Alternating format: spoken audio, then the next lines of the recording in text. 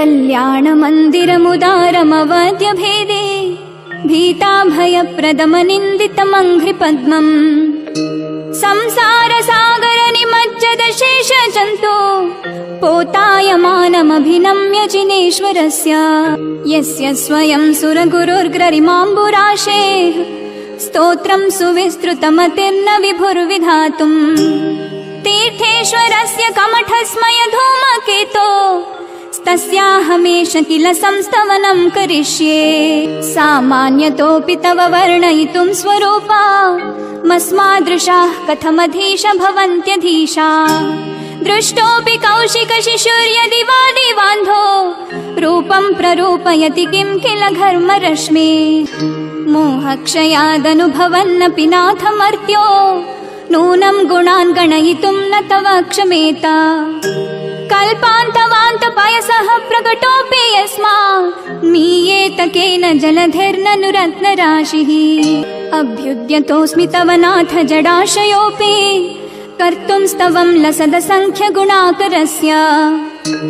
बालोऽपि किं न निजबाहुयुगं वितत्य विस्तीर्णतां कथयति स्वधियाम्बुराशेः ये योगिनामपि न यान्ति गुणास्तवेषा वक्तुं कथं भवति तेषु ममावकाशः जाता तदेवमसमीक्षितकारितेयं जल्पन्ति वानि जगिराननुपक्षिणोऽपि आस्तामचिन्त्य महिमाजिन संस्तवस्ते नामापि पाति भवतो भवतो जगन्ति तीव्रातपोपहत पान्थजनानि दाघे प्रीणाति पद्मसरसः सरसो निलोपि हृद्वर्तिनि त्वयि विभो शिथिली भवन्ति जन्तोः क्षणेन निबिडापि कर्मबन्धाः सद्यो भुजङ्गममया इव मध्यभागा मभ्यागते वनशिखण्डिनि चन्दनस्य मुच्यन्त एव मनुजा सहसा जिनेन्द्र रौद्रैरुपद्रवशतैस्त्वयि वीक्षितेऽपि गोस्वामिनि स्फुरित तेजसि दृष्टमात्रे चोरैरिवाशु पशवः प्रपलायमानैः त्वं तारको जिन कथं भविनां तयेव त्वामुद्वहन्ति हृदयेन यदुत्तरन्तः यद्वा धृतिस्तरसि यच्चलमेष नूना मन्तर्गतस्य मरुतः स किलानुभावः यस्मिन् हर प्रभृतयोऽपि हता प्रभावाः सोऽपि त्वया रतिपतिः क्षपितः क्षणेन विद्यापिताहुतभुजः पयसाथ येन पीतं न किं तदपि दुर्धरवाडवेन स्वामिन्न नल्पगरिमाणमपि प्रपन्ना स्वां जन्तवः कथमहो हृदये दधानाः जन्मोदधिं लघुतरन्त्यति लाघवेन चिन्त्यो न हन्त महतां यदि वा प्रभावः क्रोधस्त्वया यदि विभो प्रथमं निरस्तो ध्वस्तास्तदा वद कथं किल कर्मचौराः प्लोषत्यमुत्र यदि वा शिशिरापि लोके नीलद्रुमाणि विपिनानि न किं हिमानि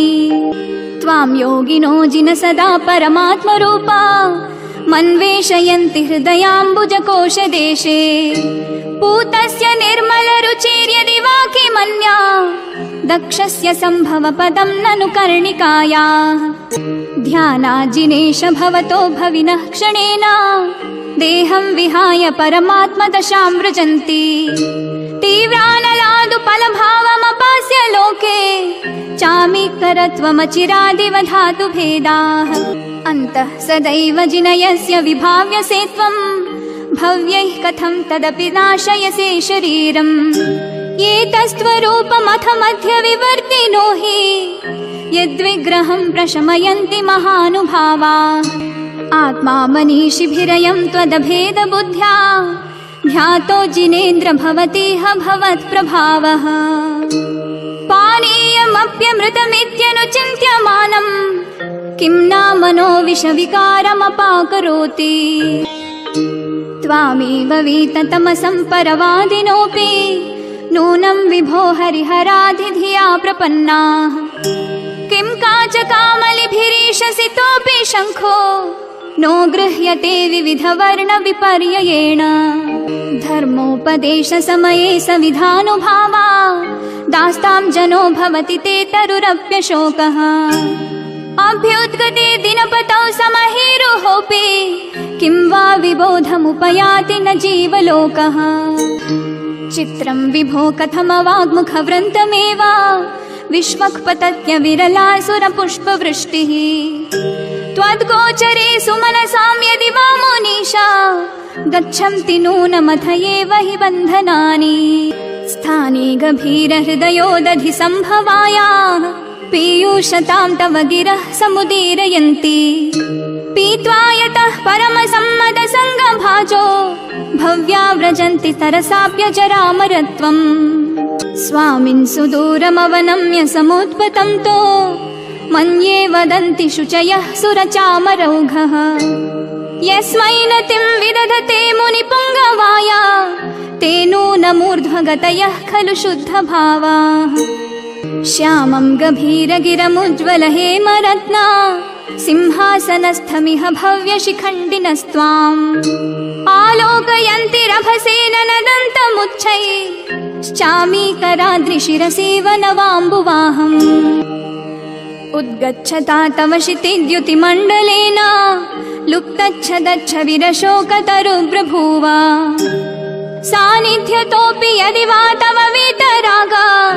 नीरागतां व्रजति को न सचेतनोऽपि भो भोः प्रमादमवधूय भजध्वमेन मागत्य निर्वृतिपुरीं प्रति सार्थवाहम् एतन्निवेदयति देव जगत्त्रयाय मन्येन दन्नभिनवः सुरदुन्दुभिस्ते उद्योतितेषु भवता भुवनेषु नाथा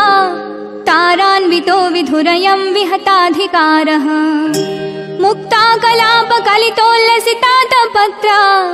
व्याजात्रिधा धृततनुध्रुवमभ्युपेतः स्वेन प्रपूरितजगत्त्रयपिण्डितेन कान्तिप्रतापयशसामिव सञ्चयेन माणिक्यहेमरजतप्रविनिर्मितेन सालत्रयेण भगवन्नभितो विभासि दिव्यस्रजोजिननमत्रिदशाधिपाना मृस्तुज्य रत्नरचितानपि मौलिबन्धान् पादौ शयन्ति भवतो यदि वा परत्र त्वत्सङ्गमे सुमनसो न रमन्त एव त्वं नाथ जन्म जलधेर्विपराग्मुकोऽपि यत्तारयस्य सुमतो निजपुष्ठलग्नान् युक्तं हि पार्थिवनिपस्य समस्तवैव चित्रं विभो यदसि कर्म विपाकशून्यः विश्वेश्वरोऽपि जनपालक दुर्गतस्त्वं किं वाक्षरप्रकृतिरव्यलिपेस्त्वमीश अज्ञानमत्यपि सदैव कथं चिदेव ज्ञानं त्वयि स्फुरति विश्वविकासहेतुः प्राग्भारसंवृतनभांसि रजांसि रोषाः दुःस्थापितानि कमठेन शठेन यानि छायापि तैस्तवननाथ हताः ताशो ग्रस्तस्त्वमीभिरयमेव परं दुरात्मा यद्गर्जदूर्जितघनौघमदभ्रभीमा भ्रश्यत्तडिन्मुसलमांसलघोरधारम् दैत्येन मुक्तमथ दुस्तरवारि दध्रे तेनैव तस्य जिनदुस्तरवारि कृत्यम्